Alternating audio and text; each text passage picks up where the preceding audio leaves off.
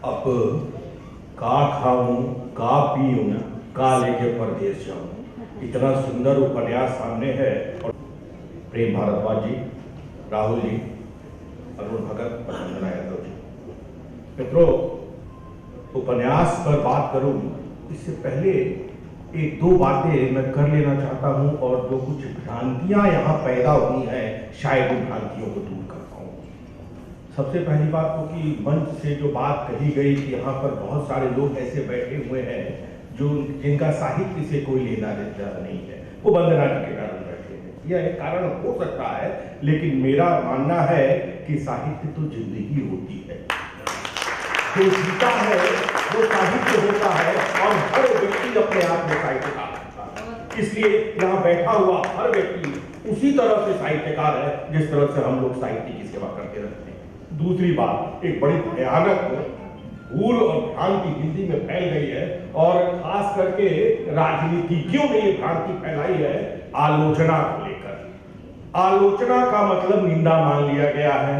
मंच संचालक महोदय ने कहा भी कि हमारे यहाँ एक आलोचक भी हैं, हालांकि आलोचना कोई अच्छी बात नहीं होती है। तो मित्रों, आलोचना निंदा नहीं होती है। आलोचना का मतलब जो अच्छाई और बुराई है उसको सामने लाकर पाठक के सामने रख देना। तीसरी बात, फौज और सिविलियन की बात की गई। मित्रों, फौज इतनी डिसिप्लिन होती है कि फौज के बाहर के लोगों को सिविलियन कहती है, नॉन सिविलियन नहीं कहती है, सभ्य कहती है। इसलिए अगर सभ्य कहा जाता है तो उस पर काहे की बात आपको की जाती है, इसको स्वीकार करना चाहिए और फौज को मानना चाहिए कि सरहद पर तो हमारी रक्षा कर रही है, हमें सिविलियन के नजरिए से भी देख रही। मित्रों, निश्चित रूप से वंदना जी बधाई की पात्र है।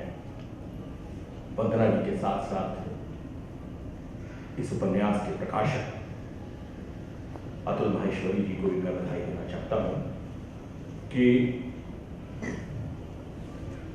काफी जांचने और परखने के बाद आखिरकार उन्होंने इस उपन्यास को छापने का मन बना लिया और ये उपन्यास आप सबों के सामने प्रकाशित हुआ। इस उपन्यास को लेकर यह भ्रम भी नहीं होना चाहिए कि फौजी जीवन को लेकर लिखा गया है हिंदी का पहला उपन्यास है। फौजी जीवन को लेकर हिंदी के उपन्यास लिखे गए, वेंकटे राय ने मंगल भवन नामक उपन्यास लिखा तो बहुत अच्छा उपन्यास था। लेकिन यह ठीक है कि फौजी समाज के स्त्रियों को लेकर, एक फौजी की पत्नी को लेकर उसके अवलोकन बिंदु से लिखा गया यह पहला उपन्यास है। और इसके प्रसंगों की चर्चा जब मैं करूंगा, पता नहीं कितना समय है मुझे नहीं मालूम, जब प्रसंगों की चर्चा करूंगा तो इस बात को हम लोग देखें। राहुल जी ने जो बात कही, सबसे बड़ी बात है कि इस उपन्यास की पठनीयता। यह उपन्यास निश्चित रूप से लोगों को बांधता है। मैं कई उपन्यासों के विमोचन में गया हूं और बोलने की बात आई है, मैं भी डंडी मारता हूं, ऐसा नहीं है। किताब को उलट पुलट लिया, मेरा तो धंधा है ये, मैं कुछ भी कर सकता हूं, किताब को उलट पुलट कर बहुत सारी बातों को जान लेता हूं। लेकिन इस किताब ने उलटने पुलटने से मुझे रोक दिया। ये इस किताब की ताकत है और किसी भी उपन्यास की ताकत उसके प्रारंभ से ही नजर आने लगी। कैसे कोई उपन्यास, कैसे कोई कहानी अपने पाठक को बांधती है। उपन्यास में चीजें वर्णन के रूप में शुरू हो जाए तो पाठक को चिंता पढ़ चुका है, वो अखबारों में बहुत सारी खबरों को पढ़ चुका है, वो पढ़ लेगा अखबारों को। कहानी और उपन्यास को पढ़ने की जरूरत नहीं है। उपन्यास में अपने शैल्पिक चमत्कार से पाठक को बांधने की शक्ति होनी चाहिए और ये शैल्पिक चमत्कार इस उपन्यास के प्रारंभ से रीता और कुसुम, ये उपन्यास रीता और कुसुम की बातचीत के माध्यम से आगे बढ़ता है। इस शिल्प का निर्वाह करना उपन्यास में सबसे कठिन काम, क्योंकि यह वही शिल्प है जिस शिल्प को हिंदी में केंद्र में लाने का श्रेय प्रेमचंद को है। जिस दृश्यात्मक परिदृश्यात्मक प्रवृत्ति से कहानी को आगे बढ़ाया जाता है, उस शिल्प का निर्वाह करना सबसे कठिन काम है। और कहानी उपन्यास की कहानी, उपन्यास की कथा उसी शैल्पिक चमत्कार से, उसी कठिन शिल्प के माध्यम से आगे बढ़ती जाती है। यह लेखक का सामर्थ्य है कि उस शिल्प के निर्वाह में भाषा दूर नहीं होने पाती। ये भाषा ही हमें पकड़ती है और कुछ चीजों को पढ़ने को मजबूर करती है। बहुत सारी बातें इस उपन्यास को लेकर की गई, फौजी जीवन को लेकर की गई। इस उपन्यास में मैंने तो कई जगह इतनी चीजें लगा रखी है, इस पर मैं समीक्षा लिखूंगा, यहाँ बोलने का समय नहीं है अभी उतना, लेकिन कुछ चीजों पर मैं आप लोगों का ध्यान केंद्रित करना चाहूंगा। इस उपन्यास की विशेषता क्या है, क्यों ये पाठक को बांधती? हालांकि ऐसी चीजें हैं इस उपन्यास में जिसको कि अगर निकाल दिया जाए तो उपन्यास और सुगठित रूप में उभर कर सामने आएगा। इसके बावजूद उपन्यास पाठक को बांधती है। इसका कारण है, जिसकी बात कही गई, फौजी जीवन पे और फौजी जीवन संघर्ष करती हुई जो पत्नियां हैं फौजियों की, जो देश की सेवा कर रहे हैं, जो देश की रक्षा कर रहे हैं, जो बॉर्डर्स पर है, और उनकी पत्नी यहां अकेली जीवन के संघर्षों से लड़ रही है, ये चीजें तो इसमें है ही। लेकिन इन चीजों को बाहर निकालने का काम, इसके लिए जो सामर्थ्य होना चाहिए था, वो सामर्थ्य लेखक के अंदर है, और यही उस उपन्यास की सबसे बड़ी विशेषता है। जिस फौज को, जिसमें डिसिप्लिन सबसे बड़ी चीज होती है, मुझे तो डर लग रहा था उपन्यास को पढ़ते पढ़ते कहीं वंदना जी पर वो अनुशासन ही, फौज के डिसिप्लिन को खत्म करने का या उस जो बैरियर है उसको पार करने का आरोप न लग जाए।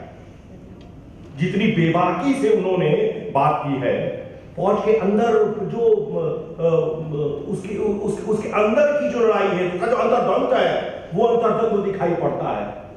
नहीं, हमारे जैसे सो-कॉल्ड सिविलियन से को फौज की उस चीज से का साक्षात्कार होता है जिसकी हम कल्पना भी नहीं करते थे। हम नहीं जानते हैं कि फौज के अंदर दो ग्रुप हो जाते हैं, एक ब्रिगेडियर एंड अबव रैंक के लोगों का हो जाता है, एक कर्नल एंड उससे नीचे वाले लोगों का होता है। मुझे नहीं पता था।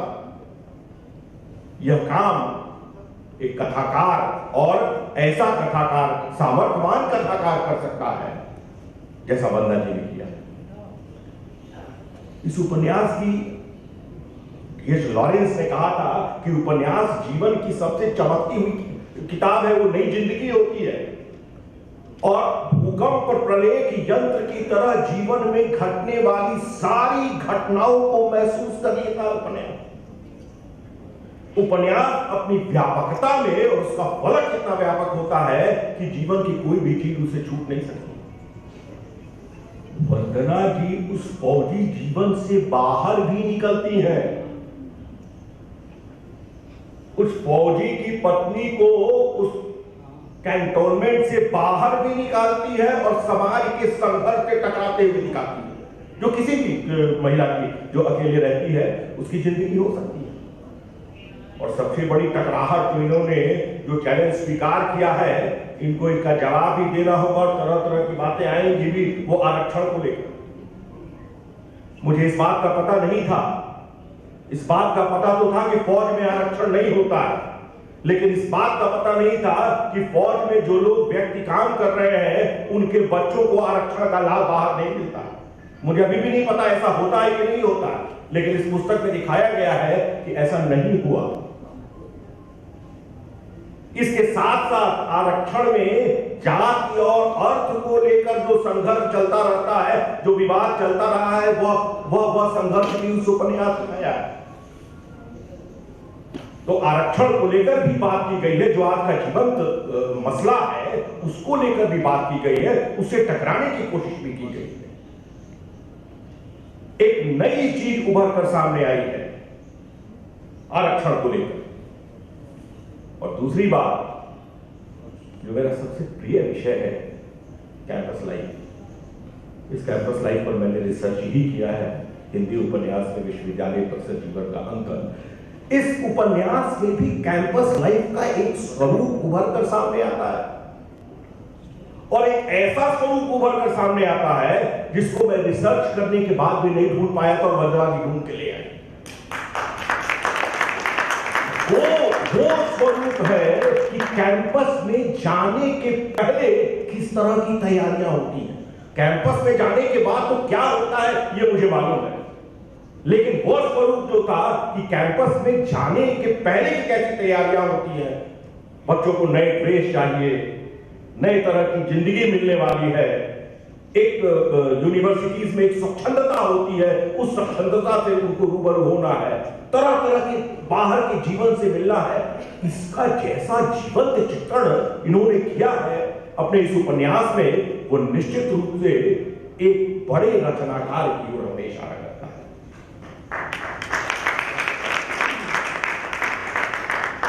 देखो, जिस जीवन संघर्ष की बात हम करते हैं, अक्सर टीवी में, दूरदर्शन में आतंकवादियों से लड़ते हुए कोई शहीद हो जाता है, एक आह निकलती है और चीजें समाप्त हो जाती, फिर दूसरी बातें होती हैं। ये उपन्यास इस मायने में प्रथम उपन्यास माना जा सकता है कि शहीदों को लेकर लिखा गया यह पहला उपन्यास। कैसी परिस्थिति उत्पन्न होती है, इस उपन्यास में कहा गया है, कहीं है कि मरणोपरांत जब किसी को कोई सम्मान प्राप्त होता है, उस सम्मान को उसकी पत्नी प्राप्त करती है। कितना भी बड़ा सम्मान क्यों न हो, कैसा भी जीवन क्यों न हो, एक ऐसा ही सम्मान है जिसको शायद ही कोई पत्नी प्राप्त करना चाहिए, लेकिन उसको वो सम्मान प्राप्त करना पड़ता है। ये नियति है उसकी। तो नियति का जो खिलवाड़ है, उस खिलवाड़ के पीछे की जो वेदना है, उसका जो दर्द है, वो दर्द उनके इस उपन्यास में दिखाई पड़ता है। इस दर्द की तस्वीर को जिस तरह से उकेरा गया है, उसके विभिन्न चरणों के माध्यम से, वह निश्चित रूप से इस उपन्यास को सामर्थ्यवान बनाता है। लेकिन कभी कभी कोई चीजें, वंदना जी, आखिर ऐसी क्या बात है कि बॉर्डर पर जो व्यक्ति देश की रक्षा करता है, क्या ऐसा है कि वो अपनी पत्नी की अवहेलना करता है? अक्सर ऐसी पत्नियों को पता चलता है कि उसके पति के संबंध किसी परिस्थिति से है। पूरे उपन्यास में जहां जहां ये बात आई है, इस तरह की घटनाएं दिखाई पड़ती हैं। अगर ये बात ऐसी है तो निश्चित रूप से फौजी पतियों को सोचना पड़ेगा, अपने अंदर झांक कर देखना पड़ेगा कि क्या इसका थोड़ा शमन किया जा सकता है। मैं तो नहीं कह सकता हूं कि इसको पूरी तरह से खत्म कर दिया जाए, लेकिन क्या इसका शमन किया जा सकता है? उस जीवन संघर्ष को जीने वाली स्त्री, वंदना जी की इस किताब में फोन की घंटी बहुत बजती है। एक फोन की घंटी बजती है और उसके बाद कहानी शुरू हो जाती है। और दूसरी बात यह है कि फोन की घंटी बजने के बाद, देखिए, उपन्यास की एक विशेषता यह भी होती है कि उसमें कुतूहल पैदा करे। कुतूहल पैदा करने का मतलब है कि इसके बाद क्या होगा, ये पाठक के मन में जिज्ञासा पैदा करे। ये पाठक को बांधती है, उसका खाना छुड़वा देती है, उसको नींद नहीं आती है, सुबह उठकर फिर देखता है कि भाई हुआ क्या है। तो फोन की घंटी बजने के बाद ये पता नहीं चलता है कि क्या बातचीत हो रही है। कहानी जब आगे बढ़ती है, पात्रों के माध्यम से उनके बीच जो बातचीत होती है, उसके माध्यम से पता चलता है कि कहीं आग लग गई, कहीं गोली चल गई। ये उपन्यास की विशेषता है, कौतूहल पैदा करना, जिज्ञासा पैदा करना, पाठक को बांधना और एक समाज को उसके पूरे परिप्रेक्ष्य में, उसकी पूरी व्यापकता के साथ उसको प्रस्तुत करना। ये इस उपन्यास में ये सारी चीजें हैं, तो मैं समझता हूं कि इसके लेखक को और इसके प्रकाशक को दोनों बधाई के पात्र हैं कि उन्होंने एक अच्छा उपन्यास हमारे पाठकों के समक्ष लाने में उनकी अहम भूमिका रही है। मित्रों, जब अवलोकन बिंदु और भोगा हुआ यथार्थ, जब जीवन की संवेदना और भोगा हुआ यथार्थ आपस में मिलते हैं, तो उससे जो भाव उभर कर आता है, वह भाव कितना संगीतमय हो सकता है, वह भाषा कितनी काव्यमय हो सकती है, वो भाषा कितनी आकर्षक हो सकती है, वह वंदना जी के इस उपन्यास में सहज दिखाई पड़ता है।